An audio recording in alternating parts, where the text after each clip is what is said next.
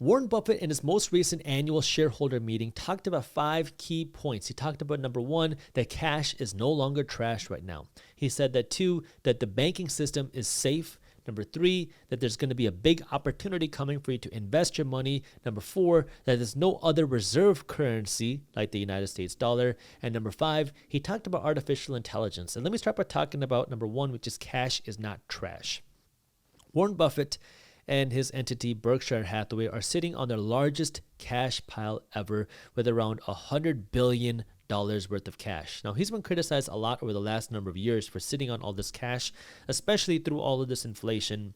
And now what he's talking about when he says cash is not trash is that he finally has the ability to earn some interest on his cash. And the way that he's doing that is by keeping this cash in treasury notes, treasury bonds, treasury bills, where he earns some return on this cash. Now, what does that mean for you? Well, if you have excess cash sitting around, you can finally generate some sort of interest. How can you get this interest? Well, again, you can lend some of this money to the government through treasuries. This is what Warren Buffett is doing.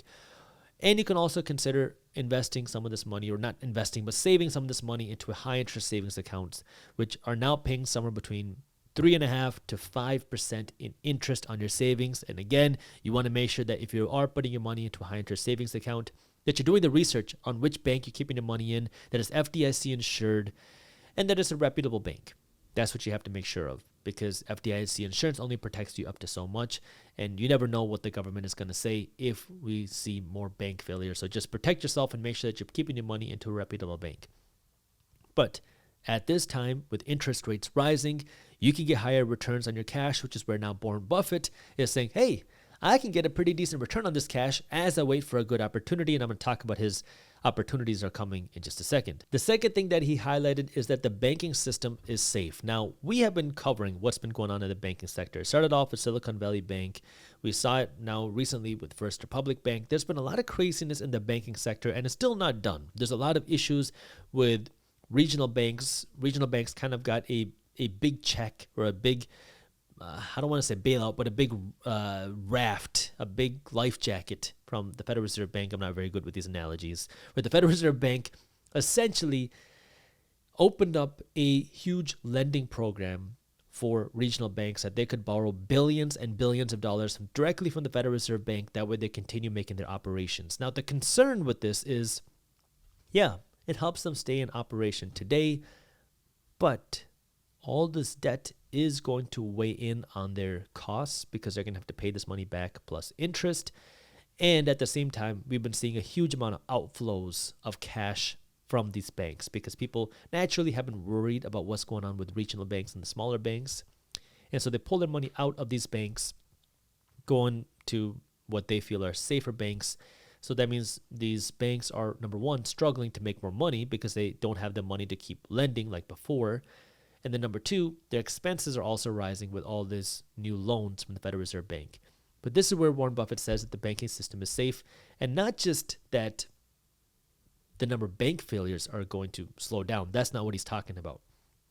What he says is that with the promises by the government, your money is safe in the bank. And he wanted to emphasize that because, I mean, it's a crucial part of our economic system. If people don't feel safe saving their money in the bank, our entire economic system is going to implode.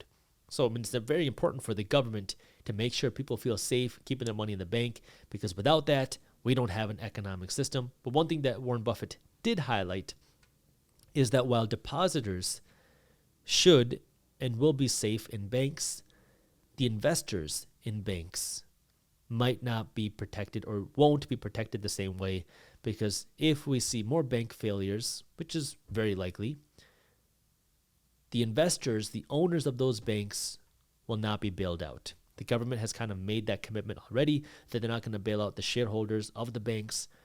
So the depositors, the people that save their money in the bank, should be protected.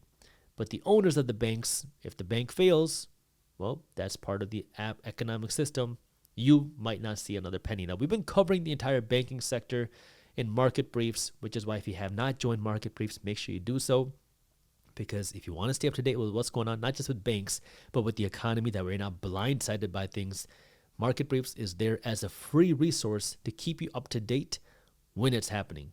It's a free newsletter where my team's breaking down what's happening in things like the economy, the housing market, the stock market, crypto, and the global economy. It's a fun, witty, and easy to read email. You can read it in less than 5 minutes every morning, and it's free. So if you haven't joined Market Briefs yet, I got the link to how you can join down in the description below. The third thing that Warren Buffett talked about is that opportunity is coming. This is why he's been so adamant on accumulating this big cash pile, because he believes that we are going to see great opportunity to invest money, aka distressed assets, aka falling investment prices, which will create good opportunity for him to buy. Now, what's funny is when he was asked what creates this opportunity, what he said was that it is other people doing dumb things. When other people do dumb things, it creates opportunities. What are these dumb things? Well, it could be people over leveraging to buy investments like stocks that they don't understand. And then if that stock price goes down, they'd be forced to sell a lot, because now not only did they lose out on their investment, but they also lost the debt, which then can force more panic selling, which then can create good opportunities for people with money and with the education to come in and buy. We saw it happen with real estate when people buy too big, and if they get foreclosed on, now it can again create opportunities. So what Warren Buffett's saying is that when dumb people do bad things with their money, it creates opportunities for people who have money with that financial education. And the second thing that he did highlight, though, was commercial real estate for this instance. Now, I've been kind of hinting and talking about commercial real estate quite a few times now, but the commercial real estate market is going through a huge shakeup for a couple reasons. Number one, about half of the almost $3 trillion with the commercial real estate loans are set to readjust in the next 24 months. And when I say readjust, that means the interest rate will readjust. Why? Because commercial real estate loans are not 30-year fixed rate mortgages. So we're going to have $1 trillion+ with the commercial real estate loans that are going to readjust in the coming 24 months. Well, interest rates now are significantly higher than where interest rates were 24 months ago. So now when you're a landlord sitting on a commercial property and interest rates are significantly higher and your loans readjust because they have to, it's not a 30-year fixed rate mortgage, it readjusts. Now the bank's going to come back to you and they're going to increase the heck out of your monthly payment. Now, if you own an apartment complex that's 100% full, okay, not too big of a deal. You got to raise the price of your rents and, you can get by with the higher payments. But what if you are an office landlord sitting on a building that's half vacant and now your expenses doubled? Now you can start to see where the big problem is, because we still have a lot of office landlords that are sitting on these vacant properties. And now if your expenses start to shoot up because your debt costs are rising, that's going to put a lot of pressure on landlords to either A, get more higher paying tenants into the property, or B, get rid of the property as fast as possible. And if we start to see more liquidations of properties, that means more inventory hitting the market. If we start to see that, that could pull the price of commercial real estate lower. So that's kind of the concerns that Warren Buffett even highlighted. And we've seen a lot of banks and institutions highlight their concerns about the commercial real estate market. But we're going to see the real impacts of this in the coming years. So that's something you might want to keep your eye on, especially if you're a real estate investor. Number 4, when it came to the topic of the dollar and the concerns about the dollar and inflation and countries around the world trying to distance themselves from the dollar, what Warren Buffett emphasized, which is very important to understand, is that right now there's no competition for the dollar. There's no other currency that can compete against the dollar, which is 100% true. But then Warren Buffett also went on to quantify that by saying that once you let the genie out of the bottle, and in this case, genie is the inflation genie, and people start to lose faith in the currency, it's very hard to put the genie back. It's very hard to get that faith back into the bottle. And what that means is if we continue to see very high inflation, that is going to cause people to lose faith in the dollar. And if we see more and more countries distance themselves from the dollar, that is a very bad trend. So yes, today there are no currencies that can compete against the dollar. We are the strongest dollar. We have the strongest military presence, the strongest government, the strongest economy. There's nothing that can compete against the dollar. However, if we continue down the trajectory that we have right now, we could see major changes with the world order in our lifetimes. And this is where Warren Buffett kind of reassured people, hey, we're okay today. But if things keep going down the path that we are right now, It could get worse, and this is where you want to make sure you're protected. And again, being financially educated as well. And then when it came to the topic of AI, let me read you directly what Charlie Munger said, who is Warren Buffett's right-hand man. We're going to see a lot more robotics in the world, but he's still skeptical of some of the hype in artificial intelligence.